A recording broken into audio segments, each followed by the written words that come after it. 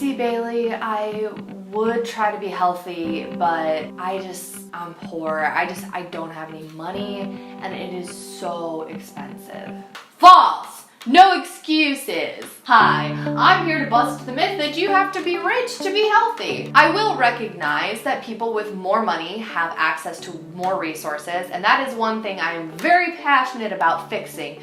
But here's the deal. You can be healthy even if you don't have a lot of money. I made a lot of my big health changes straight out of college when I just started a job and my savings was completely wiped out. You are gonna have to be a little more creative and you are gonna have to stop eating out. But hey, it's cheaper in the long run when you don't have to pay for as many medical bills. I've got some tips for you on how to make some healthy changes this year on a budget. First off, frozen vegetables. I know they get a bad rap about having less nutrients than fresh vegetables, but that really hasn't been proven. So why not stock up on the 10 for 10 bagged frozen vegetables, throw them in your freezer, and eat them all day long. I look like a crazy person when I go to the grocery store because I stock up on $1 frozen packs of vegetables and I fill up my entire cart.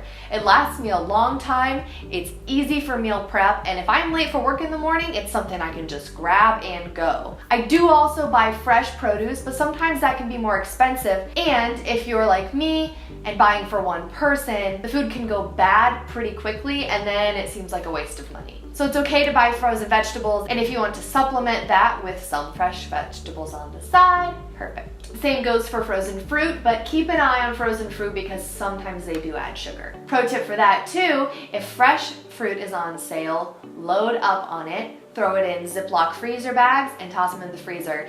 I do that for my smoothies all the time. I will find those blueberries on sale and I will buy a ton of them and just throw them in my freezer for later. There are also plenty of low budget foods that are healthy for you and a little more shelf stable. I keep a lot of small red potatoes and cans of tuna around. Not only is it cheap to stock up on potatoes and tuna, they go well with my frozen vegetables, and they're very easy to grab when I'm on my way to work. I try to meal prep, I really do, but sometimes I get behind, and so if I remember on my way out the door that I'm supposed to grab lunch, I can grab a bag of frozen vegetables, a can of tuna, a potato, run out the door. That averages out to about a $3.50 meal for lunch. Cheap!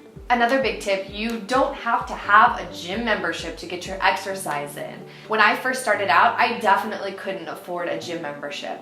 I'm also a woman living in the city, so I couldn't always go outside after nightfall. That doesn't mean that I couldn't get my exercise in. I found places. If it was light enough outside for long enough, I would go out on the sidewalks and get my HIIT in. I could use benches and I could use curbsides as props and tools to help me do body weight exercises, and I made a lot of progress that way. Obviously, going for a run requires no equipment. There's also a ton of things you can use around your house as equipment. A chair was my staple when I was coming up with exercises. Bulgarian splits, step-ups, tricep dips. There's so many things you can do with just a chair, and I'm sure you have one of those sitting around. There are a lot of online resources, including my website, that have lists of exercises that don't involve any equipment at all. And then later, if you're able to invest in a gym membership or your own equipment at home, you can start to upgrade. But it's definitely not necessary, especially when you're first getting started. Finally, I want to address the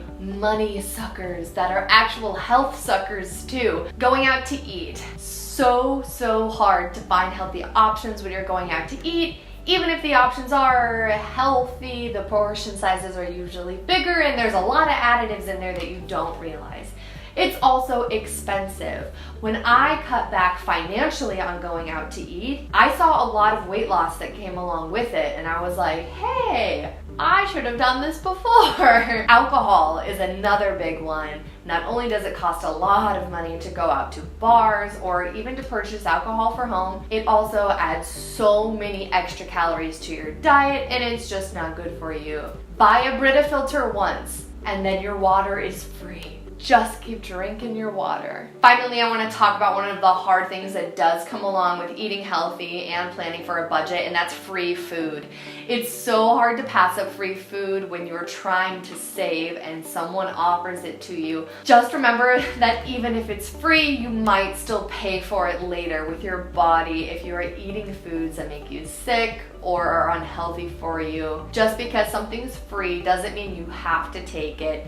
Just because you're on a budget doesn't mean you have to eat the food in front of you, especially if it's unhealthy. I know a lot of workplaces are traps for free snacks or baked goods that people bring in, and it's very tempting to try to fill up on that so you can save the rest of your food for later. Really, if you're going to be making an investment in anything, you should be making an investment in your health. Maybe keep from pinching pennies in that one area, pass on the free baked goods, and splurge on an 80-cent apple.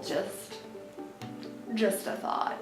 If you have any questions or comments or other topics that you want me to cover, leave a comment below.